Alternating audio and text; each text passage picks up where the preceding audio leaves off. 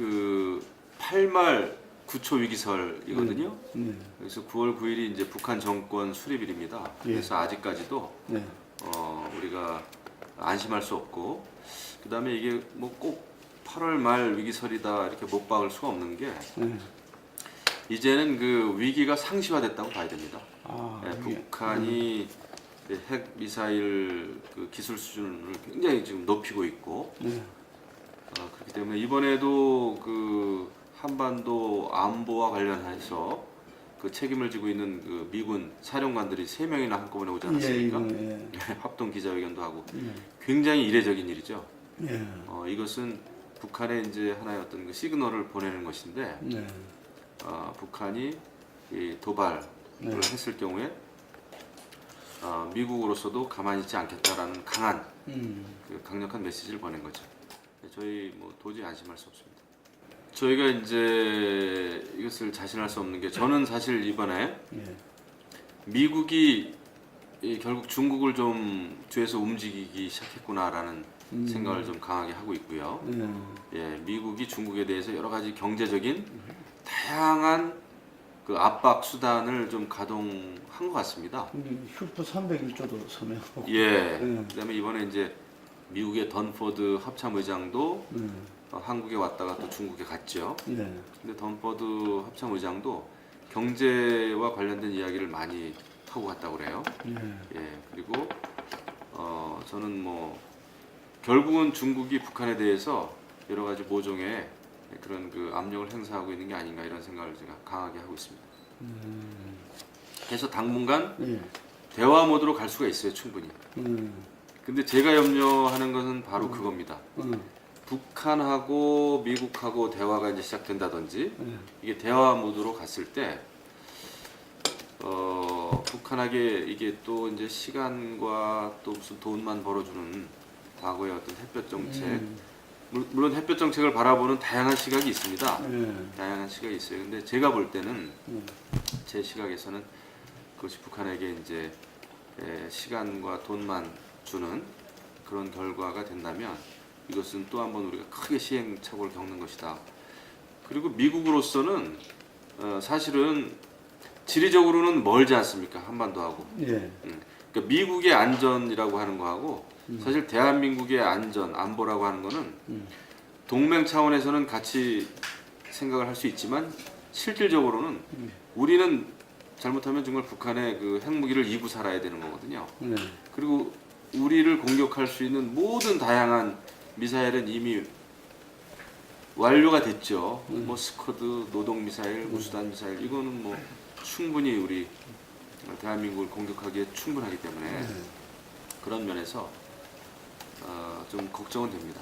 그리고 미국하고 북한이 대화를 시작했다고 해서 또 우리가 또 마냥 안심할 일도 아니다. 제가 걱정하는 것은 사실 청와대의 안보 불감증이에요.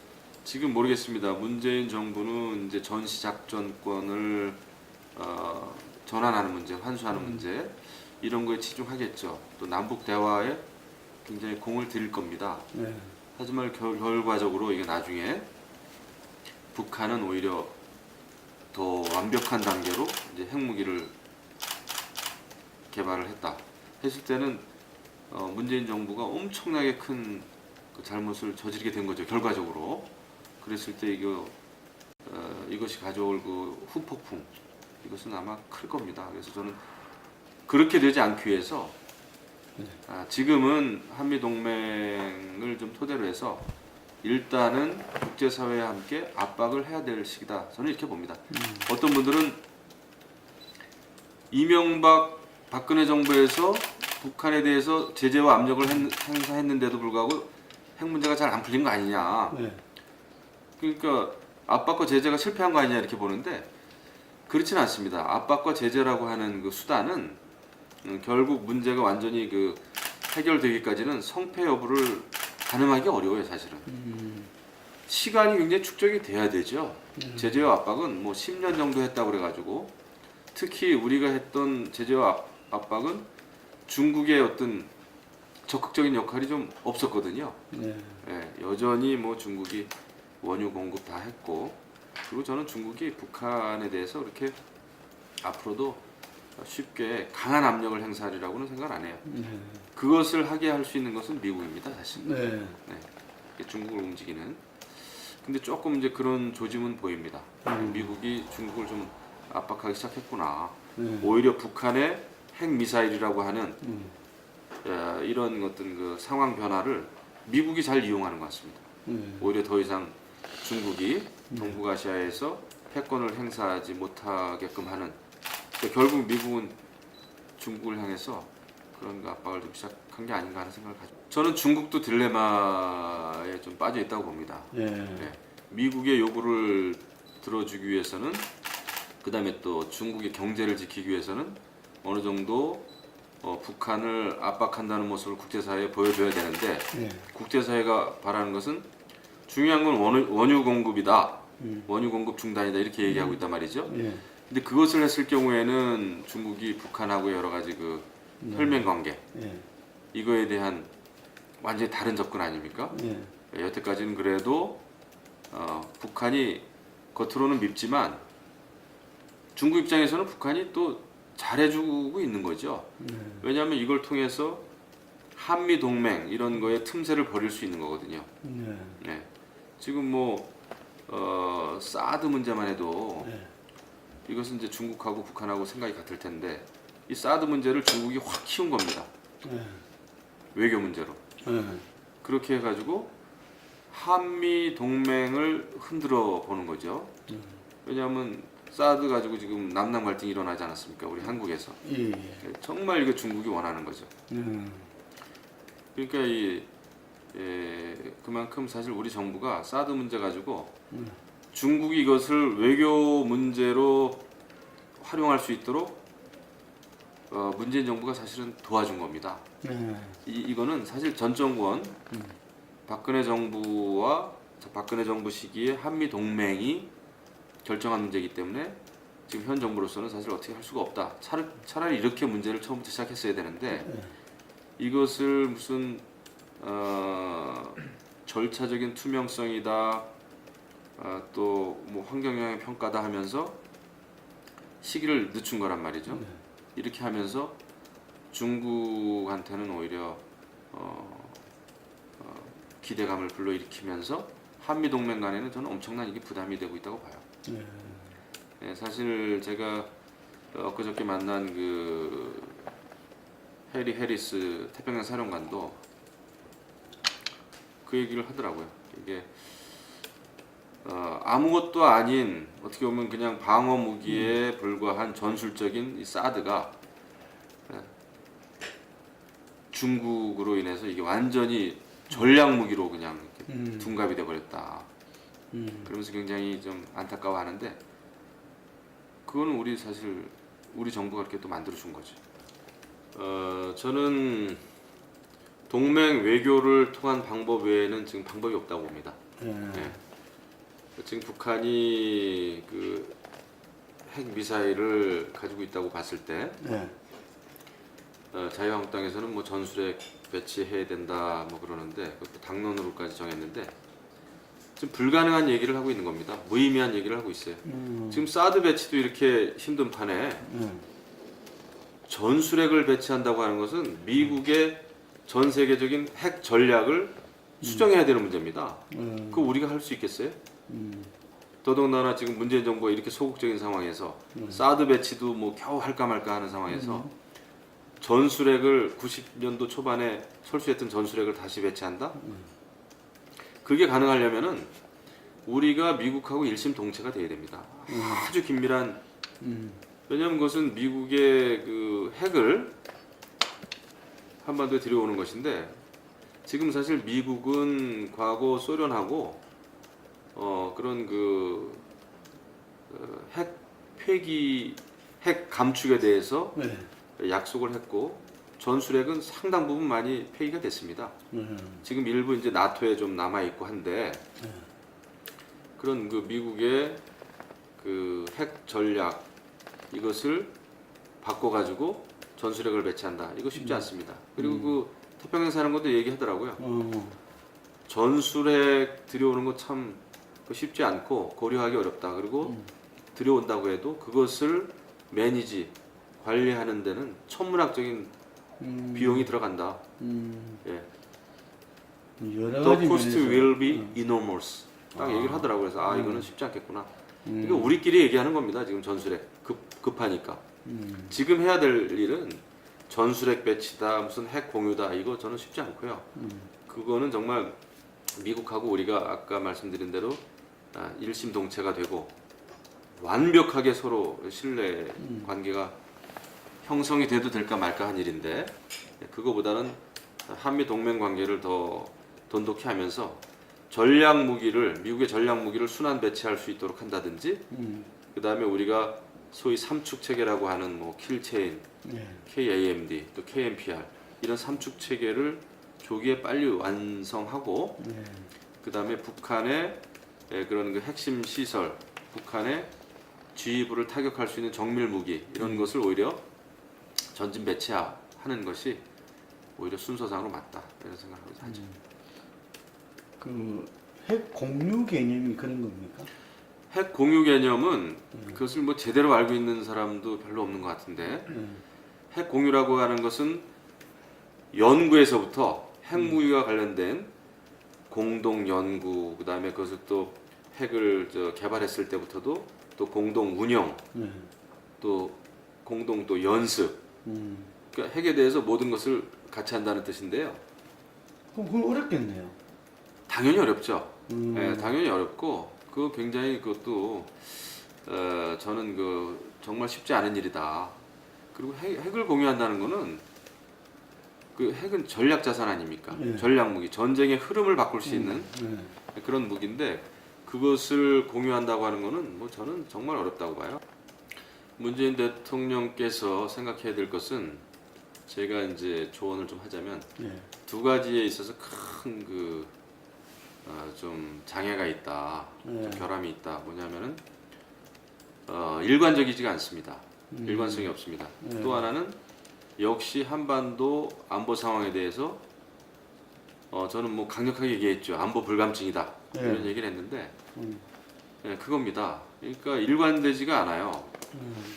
베를린 구상은 한반도 안보 문제를, 북한의 핵 문제를 대화와 평화적인 방법으로 풀어보겠다라고 하는 기본 구상을 밝혔고, 그 다음에 또 이제 북한이 그 ICBM을 2번씩이나 발사하고 하니까 지금은 또 압박할 때다, 제재할 때다 이런 얘기를 분명히 했었습니다. 사드에 대해서도 절차적인 투명성이 중요하다 얘기를 했다가 미사일 쏘니까 또 임시 배치해야 된다. 절차적인 투명성이 그렇게 중요하면 임시 배치를 할 수가 없는 거죠, 솔직히 말해서. 그 뭔가 완전 형식 논리적으로 모순이에요. 그래서 현재의 안보에 대해서 어떤 생각을 하는지 저는 좀 의구심이 있어요. 정말 지금 대한민국 정부가 이 북한의 그 핵과 미사일 위협에 있어서 이것을 어떻게 대처해야 되는지 원칙이나 어떤 그런 게 좀 확실히 있는 건지 그걸 모르겠습니다. 그러니까 정말 우측 깜빡이 켜고 왼쪽으로 가는, 좌회전하는 막 그런 꼴이에요. 원칙이 없습니다. 처음부터 지금은 물론 대화를 우리가 강조는 할 수 있어요. 추진할 수 있습니다. 하지만 지금 이 타임에서 국제 공조 하에 우리가 해야 될 일을 분명히 정해야 되는 게 맞고요. 그 다음에 군사적 옵션에 대해서도 얼마나 지금 헷갈리게 얘기를 하고 있습니까? 한반도에서는 어떠한 일이 있어도 전쟁은 없다. 군사 행동도 없다. 군사 행동도 없다. 제한적인 군사 행동마저 없다. 한반도 평화가 중요한 걸 어느 국민이 모르겠습니까? 하지만 대한민국을 지키고 국민의 생명을 지켜야 될 군의 최고 통수권자 아닙니까? 전쟁을 막는 건 물론 중요하지만 북한의 도발에 대해서는 강하게 응징한다 라는 게 지금 강조가 돼야 될 겁니다. 지금 미국 쪽에서는 뭐 오늘 어제 그런 얘기 나오는 거 아닙니까? 전직 그 연합사령관 했던 사람들 다 하나같이 얘기하잖아요. 미국에 대해서, 괌이든 어디에 대해서 미국에 대해서 북한이 위협을 가하면 우리가 한국 정부 허락을 받을 이유가 없다는 거 아닙니까? 미국 입장에서는 당연히 그렇죠. 여기에 대해서 문재인 정부는 뭐라고 대답하겠어요? 음. 그러니까 문재인 대통령은 지금 북한의 김정은에 대해서는 오히려 계속 안심을 시키고 있고 어떤 일이 있어도 여기 한반도에서는 전쟁이 없다라는 얘기를 계속 줄기차게 하면서 이런 상황에서 가장 위험한 것은 김정은이 어정쩡하게 도발을 했을 경우에 우리 어떻게 대응하겠습니까? 대통령은 이미 한반도에서는 전쟁이 없다라는 것을 공언을 해버렸는데 그러니까 우리는 평화가 중요한 건 알지만 그 평화를 지키기 위해서는 네. 도발하는 거에 있어서는 강하게 응징해서 네. 정말 후회하게 만들겠다라는 게 필요합니다. 이스라엘이 그 중동에서 아주 그 작은 나라지만은 이스라엘을 이웃 나라들이 건드리지 못하는 것은 이스라엘에 대해서 도발을 했다가는 뭐 몇 배, 몇십 배의 응징을 받기 때문에 그걸 알기 때문에 지금 도발을 못하는 거잖아요.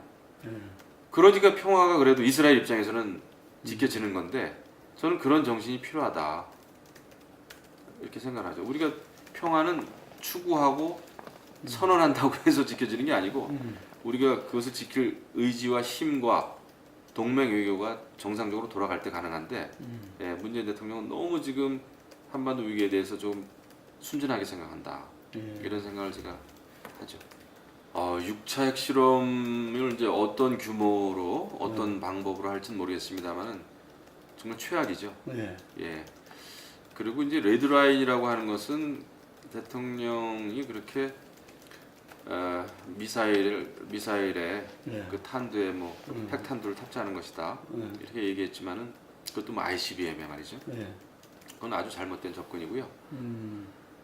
이미 우리는 군사적으로도 그렇고 북한은 이미 레드라인을 지금 굉장히 넘어서고 있는 거 아니에요? 뭐 대한민국을 공격할 모든 무기, 뭐 핵을 저는 가지고 있다고 보고, 예.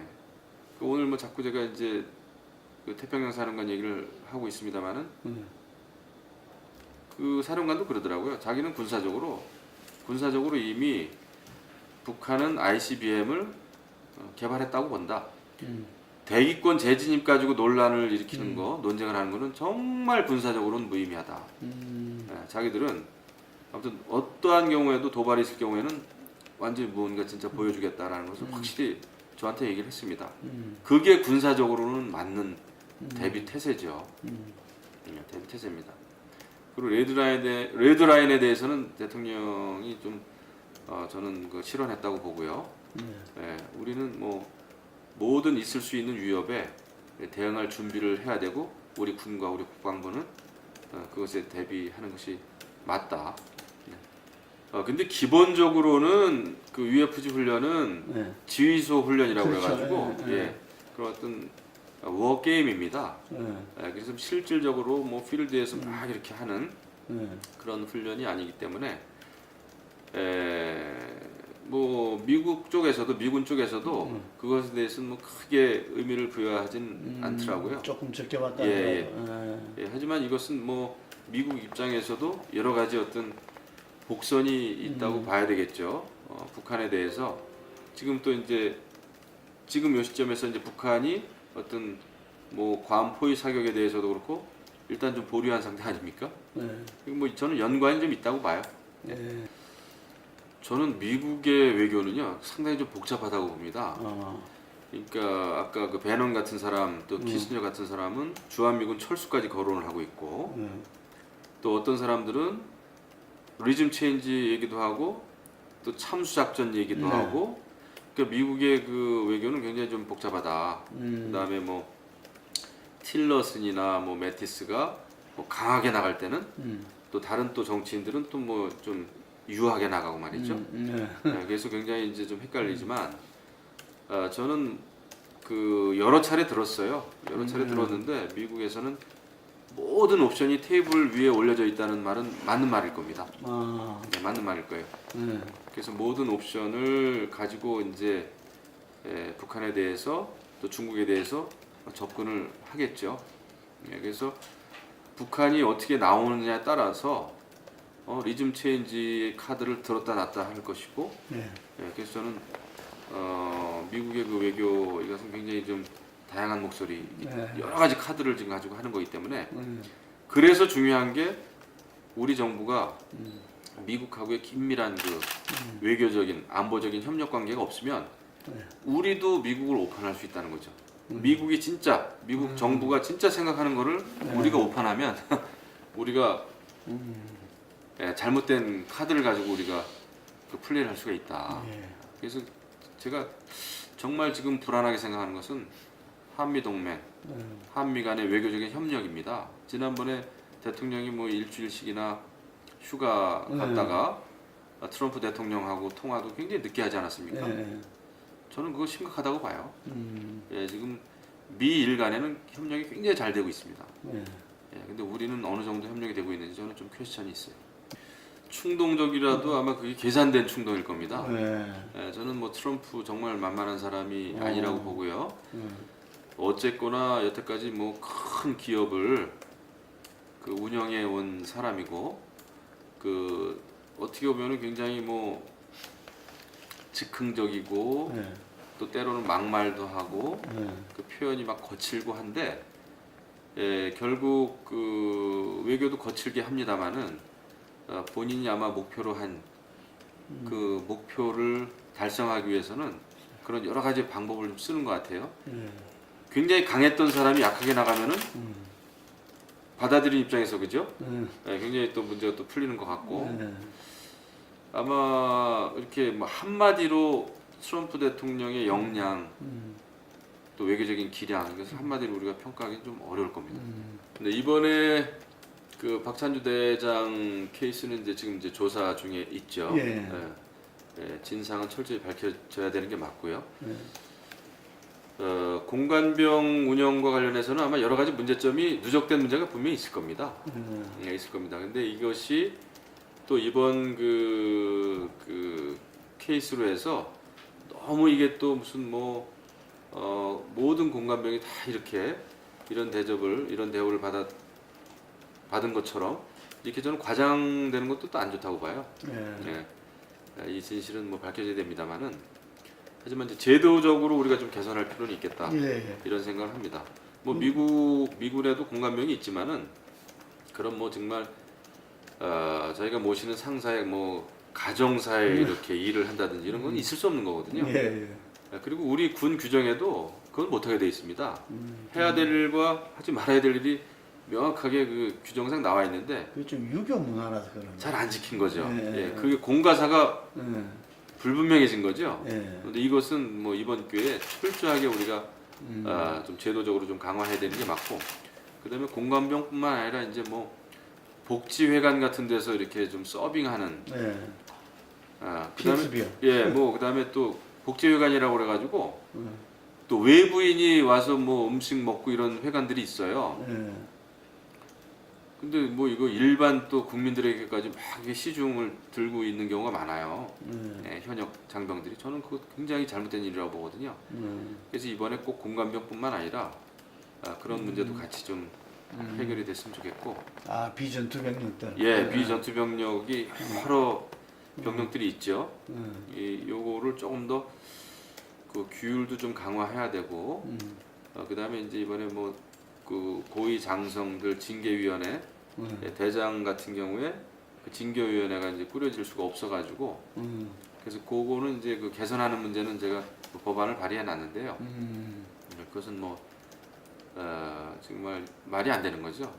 징계위원회가 꾸려질 수가 없어서 징계를 못 한다는 거는 말이 안 되지 않습니까? 그래서 그런 거는 이제 제도적인 불비 사항인데 그런 것은 개선돼야 된다 이렇게 생각합니다. 저는 우선순위에 맞지 않는 일이다 생각합니다. 아, 예. 지금 우리 국방비가 이제 40조 원이 넘었죠. 예. 그럼에도 불구하고 비율을 치자면은 인건비라든지 경상비용 이런 게 70%예요. 아, 40조요. 예. 30%만 이제 우리가 전력을 개선한다든지 무기를 구입한다든지 이게 30%밖에 안 되는데 그러다 보니까 막대한 국방비 지출에도 불구하고 우리가 뭐 북한은 지금 뭐 핵무기를 개발하고 막 이러는데 우리의 전력 개선은 굉장히 속도가 늦습니다. 예, 그래서 이제 뭐 문재인 정부도 인건비 왜 이래 많이 나가는 거야? 우리가 그냥 공룡 군대가 돼 있지 않습니까? 아, 60만이 넘는 대군이고 장군도 많고. 이걸 줄여야 되겠네요. 그러니까 이것을 좀 개선할 필요는 있죠. 근데 무조건 근데 여기다가 이런 상황에서 사병 또 봉급을 네, 막 2배속에 올려준다 하는 게 네. 저는 우선순위에 맞나 이런 생각이 좀 음, 듭니다. 우선순위에 맞나 이런 생각이 들어요. 오히려 전력 개선 비가 좀 중요하고 전력 증강비죠. 네. 이런 게 좀 중요하고 오히려 저는 사병들 뭐 이런 봉급도 올려줘야 되죠. 하지만은 좀 우선순위가 좀 필요하다고 보고 오히려 지금 뭐 계속해서 돌아가시고 있는 그 유교 참전 용사 이런 분들 생활비 이런 분들에 대한 참전 그 수당비 이런 거를 더 올려드려야 되는 게 맞다고 봐요. 지금 계속 돌아가시는데 지금 이제 현역 그 장병들도 물론 중요하지만 그런 그 오히려 보훈 차원에서는 그런 유교 참전 용사분들에 대한 대우를 더 빨리 제대로 해드리는 게 우선순위에 맞다. 복무기간 축소는? 복무기간 축소도 저는 반대죠. 예, 지금 그렇지 않아도 인구가 자연 감소될 판에 가만히 있어도 우리는 장병 숫자가 부족하게 돼 있습니다. 이런 상황에서 인위적으로 복무 기간까지 축소하면은 저는 지금 복무 기간 축소할 땐가 지금 뭐 북한은 지금 뭐 장병들 지금 뭐 군 입대 거기는 10년 이상씩 근무하는 상황임에도 불구하고 막 숫자 늘리고 있지 않습니까? 근데 이런 상황에서 복무 기간 축소하고 뭐 이거 정말 우리가 좀 할 일은 아닌 것 같아요. 지원병제 해가지고 성공한 나라가 거의 없습니다. 예, 뭐 대만도 그렇고요. 왜냐하면은 그랬을 경우에는 정말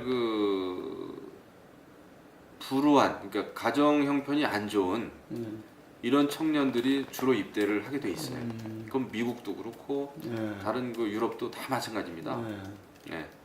왜냐하면은 경제적으로 여유가 있는데 군에 안 보내려고 합니다. 예, 그게 현실이에요. 남경필 지사께서는 물론 노블리스 오블리제로 인해서 고위공직자라든지 이런 사람들이 자식을 더 군대에 이제 보내야 된다.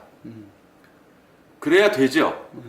그러면 문제가 없습니다. 하지만 지금 상황에서 그게 잘 될 가능성이 없기 때문에 모병제로 지원병제로 하면은 그냥 가난한 청년들만 가게 되고 이게 잘못하면 이제 부의 그냥 양극화 현상 더 심해지고 가난의 대물림 이게 될 가능성이 큽니다.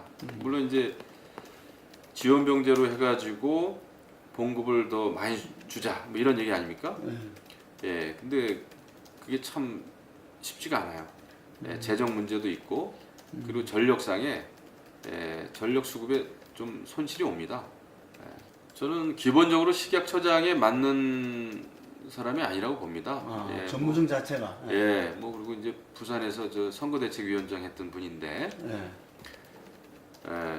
물론 뭐 제약 그거를 이제 공부한 분이긴 하더라고요 보니까 이력을 보니까. 그런데 이번에 너무 국민들에게 불안감을 줬고요. 일관성도 없었고 처음에 뭐 기자회견까지 해가지고 전혀 문제가 없는 것처럼 이렇게 그렇죠. 얘기했다가 그 다음엔 또 무슨 뭐 지금 이제 계란 또 이제 또 먹어도 되는 것처럼 이렇게 막 돼 있는데 행정에 있어서 가장 안 좋은 행정은 일관성이 없고 예측 불가능한 행정이 가장 안 좋은 행정 아닙니까?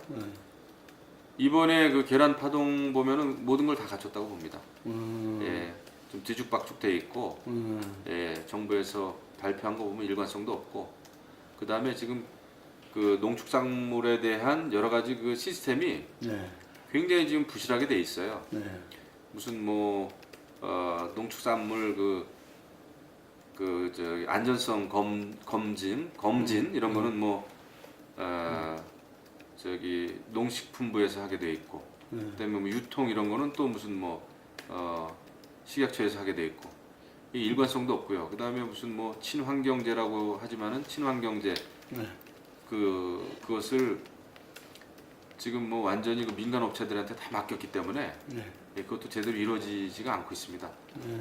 친환경 검증 인증 받은 그런 그 농축산물도 나중에 불합격되고 막 이런 게 많이 있습니다. 네. 이게 그것 때문에 국민 불안이 가중됐다. 예, 그러니까 믿을 수가 없어요. 유통 경로도 지금 하나도 제대로 돼 있지 않고 그래서 이것은 이번 기회에 이 계란 파동은 단순한 정말 계란 파동이 아니라 완전히 우리의 그 먹거리에 대한 부실한 행정, 부실 행정의 어떤 부실 행정의 뭐라 그럴까요? 종합 세트죠. 그래서 이번 기회에 이것을 잘 짚어야 된다 이런 생각을 하죠.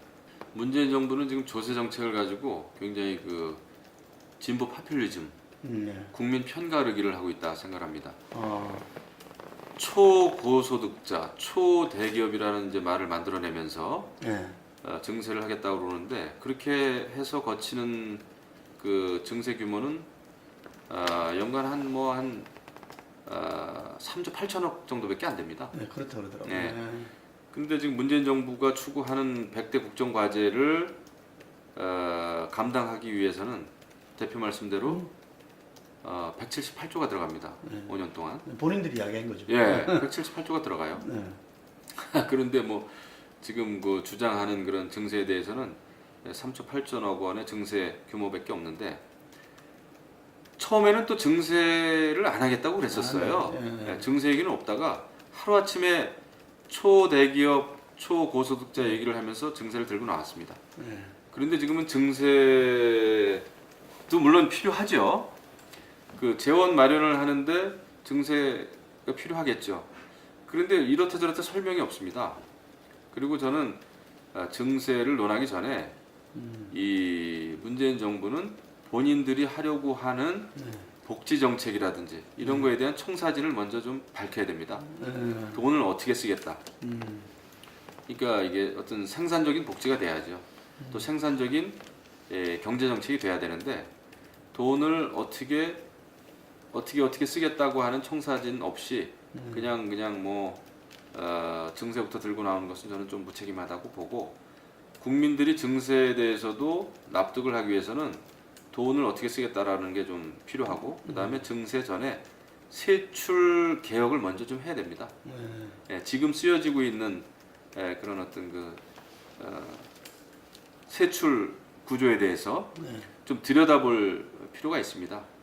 그 다음에 비과세 감면 제도 이런 것도 다시 한번 좀 들여다보고 무조건 증세부터 들고 나올 것이 아니라 저는 그런 지금 세율보다는 어떤 세제 개편을 통해서도 그 증세를 할 수 있는 것이거든요. 그래서 그런 거에 대한 전반적으로 좀 시간을 가지고 전반적으로 좀 한번 짚어봤으면 좋겠어요. 근데 이것을 뭐 초고소득자 해가지고 또 뭐 과거 뭐 노무현 정부 때도 그랬습니다만 국민을 또 1%와 99%로 이제 나누고 편가르기 하고 그렇게 해가지고 증세를 해도 증세 규모는 굉장히 미약한. 그러니까 국민만 편가르기 하고 효과는 아주 없는 이런 증세 정책은 그냥 그 진보 포퓰리즘 국민 편가르기밖에 안 된다 이런 생각을 합니다. 그 국정 운영을 하는 데 있어서 어떤 기술, 기법은 늘었죠. 네, 저는 그것은 과거 이제 뭐 비서실장도 했고, 저는 뭐 또 지금 이제 소위 이제 학생 운동권 출신들이 많이 또 이제 청와대에 들어가 있죠. 그래서 그런 어떤 국민 정서에 맞는 뭐 홍보 기법이라든지 그런 거는 굉장히 좀 숙달된 사람들이 많이 들어갔다 생각을 합니다. 다만 제가 염려하는 거는 국정 운영이라고 하는 것이 그런 홍보 기법이라든지 이런 거는 한계가 있거든요. 결국 진정성입니다. 그리고 국정 운영이라고 하는 것은 이제 안보 문제 또 이렇게 사회 경제 정책 이런 게 모든 게 이제 좀 지속 가능해야 되고 일관성이 있어야 되고 원칙이 있어야 되는데 워낙 이제 지난 정권에서 박근혜 정부가 뭐 잘못했기 때문에 지금은 사실 조금만 잘해도 엄청 잘하는 것처럼 보일 수밖에 없어요. 조금만 소통해도 소통을 엄청 잘하는 것처럼 이렇게 보일 수 있고 뭐 100분 동안 뭐 저기 생방송으로 막 그냥 홍보도 하고 그러지 예, 않았습니까? 예, 국민과의 소통 이런 거. 예. 저는 사실 실속은 없다고 봐요. 하지만 그것을 바라보는 국민들은 아마 기존에는 그런 게 없었기 때문에 엄청 또 잘하는 걸로 받아들일 겁니다. 그러니까 그런 기법이나 기술은 굉장히 지금 좋아졌다. 예. 다만 제가 염려하는 것은 한미 동맹 문제, 현재 한반도 안보를 바라보는 그 시각, 이것을 풀어나가는 어떤 진정성, 또 국제사회와의 긴밀한 외교적인 협력 관계, 예. 그 다음에 복지든 뭐 정책이든 지속 가능한 생산적인 그런 복지, 또 지금 이제 우리 사회의 가장 큰 문제는 저출산 고령화, 예. 뭐 청년 실업 문제 뭐 이런 거 등등 아닙니까? 예. 또 양극화 문제 이런 거에 대한 좀 뭐라 그럴까요, 원칙이 있고 아무튼 밑그림을 좀 잘 그렸으면 좋겠어요. 이것이 단순히 무슨 81만 개 공공부문 뭐 일자리 늘리고 17만 개 무슨 공무원 숫자 늘리고 이렇게 해가지고 될까? 그 다음에 막 에너지가 얼마나 중요합니까? 근데 탈원전 그냥 이거 뭐 선언 먼저 하고 나중에 뭐 위원회 꾸려가지고 또 뭐 단계적으로 한다 그러고 그러니까 모든 게 어떻게 보면 좀 뒤죽박죽이에요. 아, 예, 뒤죽박죽. 탈원전도 사실 얼마나 중요해요. 네. 그건 에너지 산업과도 관련된 문제고 또 에너지 수급과도 관련된 문제인데 이것을 탈원전 선언 먼저 하고 지금 준비되고 있거나 지금 가동 중인 이런 그 원전 같은 거는 돌아가게 만들어야 되죠. 그리고 차츰차츰 탈원전 하는 거는 의미가 있지만 또 필요하지만 탈원전 선언부터 하고 그다음에 우리가 지금 에너지 산업과 관련해 가지고는 원전 산업과 관련해 가지고는 굉장히 뭐 수출도 좀 많이 하고 있고요. 예. 이런 유력 산업을 하루 아침에 무슨 기피 산업으로 이렇게 만들어 버리면 이게 지금 제대로 하고 있는 일인지 잘 모르겠어요. 그러니까 홍보 기법이나 이런 것도 중요하지만은 정말 대한민국이 어디로 가야 될 것인지에 대한 방향 설정을 좀 더 분명히 했으면 좋겠고요. 그 다음에 좀 일관되고 지속 가능한 정책을 좀 했으면 좋겠다는 당부의 말씀을 드립니다. 지금 이제 여소야대고요. 근데 이제 대통령께서도 이제 처음에 협치, 네. 소통 이런 걸 많이 강조하셨는데 생각보다는 정말 잘 안 되고 있는 것 같습니다. 네. 그리고 또 문제는 야당들도 문제가 있어요. 네. 야당끼리 어떤 정책 공조라든지 네. 이런 것도 저는 좀 필요하다 이렇게 생각하는데 네. 별로 안 되고 있습니다. 특히 뭐 지금 저는 뭐 야당이 야당 공격하는 것도 저는 사실 바람직하지 않다고 봐요. 네. 자유한국당이 뭐 바른정당 흡수통합이다 뭐다 얘기하는 것도 옳지는 않고요. 네. 바른정당이 또 뭐 입만 열면 뭐 홍준표 대표에 대해서 계속 비하하고 비난하고 결국은 뭐 야당도 그렇게 해봐야 국민으로부터 점점 멀어진다고 생각합니다. 지금은 오히려 문재인 정부가 국정 운영을 제대로 할 수 있게끔 야당들이 정책적인 공조를 한다든지 힘을 합해도 지금 될까 말까 아닙니까? 네. 근데 뭐 제살 깎아 먹게 하고 있는 거 아닌가 그런 거에 대해서 저는 굉장히 지금 좀 회의적인 생각이 좀 들어요. 굉장히 중요하죠. 지금 사실 국민들 입장에서 특히 보수주의라고 생각하는 보수주의를 표방하는 국민들께서 뭐 지금 야당 보수 야당 자유한국당이나 바른정당에 대해서 믿음직한 믿을만한 수권 정당이라고 생각하고 계실까요? 저는 아니라고 봅니다. 사실 우리가 철저한 반성을 더 했어야죠. 그 철저한 반성을 더 하고 국민들 마음을 얻기 위해서 정말 낮은 자세로 박박 기어도 시원치 않은 판에 서로 무슨 뭐 적통 논쟁이나 하고 앉아 있고 서로 비판하고 이게 보수가 점점 괴멸해 가는 거 아니겠어요? 아마 보수를 표방하는 국민들은 말도 하기 싫을 겁니다 지금. 네. 그러다 보니까 이제 문재인 정부는 더욱 더 이제 고공행진을 하고 있고요. 네. 이것을 지금 견제도 못 하고 있고 뭐 이런 상황이 계속 지속되는 것 같아요. 그런 정신으로 가야 되겠죠. 네. 그런데 지금 저희는 사실 지난 보수 정권이 잘못했잖아요. 국정농단 했잖아요. 네. 근데 그런 거에 대해서 솔직히 반성을 안 하고 있지 않습니까? 예. 인정 안 하는 사람도 네, 그냥 정권을 빼앗겼다고만 생각을 하지. 정권을 빼앗긴 건 맞지만 국민이 선택한 정권 아닙니까? 예. 그러니까 저도 뭐 지금 뭐 문재인 정부에 대해서 여러 가지 측면에서 비판도 하고 합니다만은 네. 또 한쪽에서는 야 우리 보수가 정권을 뺏길 만한 짓을 많이 했거든요. 네. 작년에 무슨 뭐 새누리당 공천할 때 보면 뭐 가관이었지 않습니까? 네. 네, 기고만장했죠. 네. 근데 그런 거에 대해서는 하나도 반성도 제대로 안 했고 또 대통령 탄핵도 네. 그거에 대해서도 지금 뭐 반성도 그러니까 탄핵이 잘못됐다라고 얘기하는 사람들이 많고 네. 또 바른정당도 대통령을 탄핵한 정당이긴 합니다만은 네. 우리도 반성은 해야죠. 음. 우리가 만든 정권이었어요. 네. 박근혜 대통령. 음. 근데 우리가 탄핵을 했습니다. 음. 그랬다고 해서 우리가 뭐 잘한 일인가요? 최소한의 일을 한 것일 뿐이죠. 네. 전반적으로는 우리가 잘못을 한 거죠. 이런 거에 대한 철저한 반성이 더 돼야 되는데 저는 지금 뭐 바른정당, 자유한국당 서로 싸우는 것이 솔직히 저는 제일 좀 못마땅합니다. 우리가 물론 어느 정도 보수 적통 논쟁을 하면서 무슨 뭐 서로에 대한 건강한 비판을 해야 되지만 너무 지금 보면 아주 수준 낮은 싸움을 하고 있어요. 입에 담지 말아야 될 일을 얘기를 서로 하고 있고요. 저는 그건 뭐 좋지 않다고 봅니다. 필요하면 정책 공조하고 예. 국민의당하고도 필요하면 정책 공조하고 네. 이거를 국민들이 더 원할 거예요. 여러 가지 안이 지금 뭐 이미 나와 있는 것도 있고요. 네.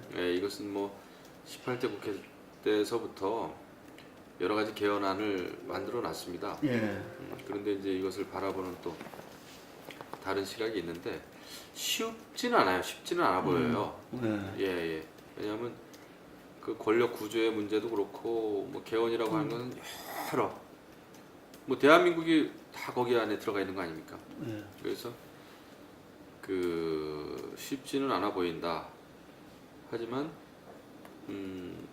노력은 해야 되겠죠. 그리고 이제 문재인 정부에서도 개헌에 대해서 이제 여러 차례 밝혔죠. 개헌을 하겠다고 하는 그런 이제 의지는 어느 정도는 있는 것으로 알고 있는데 글쎄 이제 뭐 10월달에 이제 국정감사하고 뭐 그 전까지는 좀 쉬워 보이지 않는데 조금 처음부터 이제 조금 시간 있을 때 논의를 좀 활발하게 시작을 좀 해야 됩니다.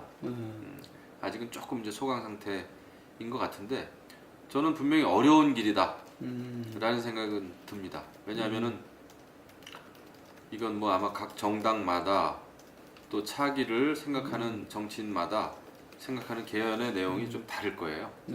그래서 이건 굉장히 좀 쉽지 않은 일이다 이렇게 생각합니다. 이제 이 매체라고 하는 것은 어쨌거나 그 보도의 어떤 자유, 저는 그 독립과 자유 이런 게 가장 중요한 게 아닌가 생각합니다. 이게 자꾸 무슨 정권 바뀔 때마다 이 권력을 잡은 그 권력의 입장에서는 방송을 어떻게 뭐 잘 활용을 해가지고 정권을 홍보하려고 하는 이런 의도가 항상 늘 있어 왔거든요.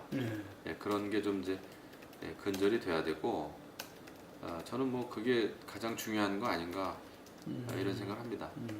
언론의 그 독립성이 확실히 언론의 독립성이 언론의 핵심이죠.